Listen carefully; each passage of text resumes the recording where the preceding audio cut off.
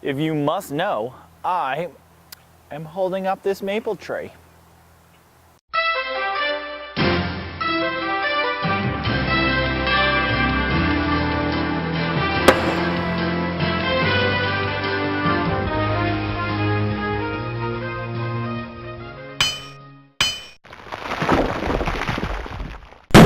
Welcome to Ask the Meadmaker, where I, Ricky the Meadmaker, answer your questions about mead making, mead drinking, mead brewing, and really any question you're willing to send to me.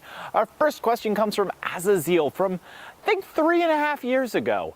And he wants to know if I've ever used dehydrated fruit in a mead. Now, I get lots of fruit questions, and I don't brew with many fruits commercially, but I can tell you this, if you want to use dehydrated fruits at home, remember that sulfites are often used in the dehydrating process, so you want to be very careful about that when brewing with them.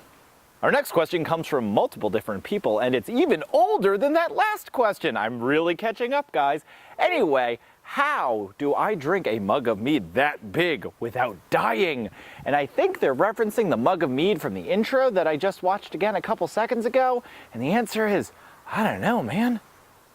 Miguel is one of those stingy homebrewers that I am one of, and I am always warning you about. Miguel wants to know if you can recover the lost mead from racking by just adding a little more honey and water each time you do it. Unfortunately, that just creates new fermentation and new sediment, completely undoing what you're racking for. So anyway, yes, you could theoretically do it, but don't.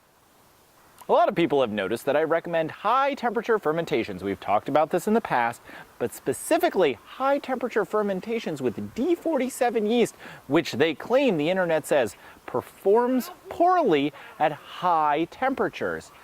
As I've said before, poor performance to me is not finishing fermentation. And off flavor is a flavor you don't want in your beverage. And high temperature D47 fermentations give us just the mead we like. Our last question this week comes from Vito the Guido, and he ruined a batch of mead. He gave me the full formula, exactly what he did. The problem is, it smells like green olives. What did he do wrong? And he did one of two things: insufficient yeast nutrient or too much of the wrong yeast nutrient. Anything with DAP in it can actually harm yeast if used incorrectly. So, try using something like Y Yeast Nutrient Blend or another one of the mixed mineral blends, and I think you'll have more luck. That was our last question this week. Keep sending them, and I'll get to them as soon as possible. Cheers.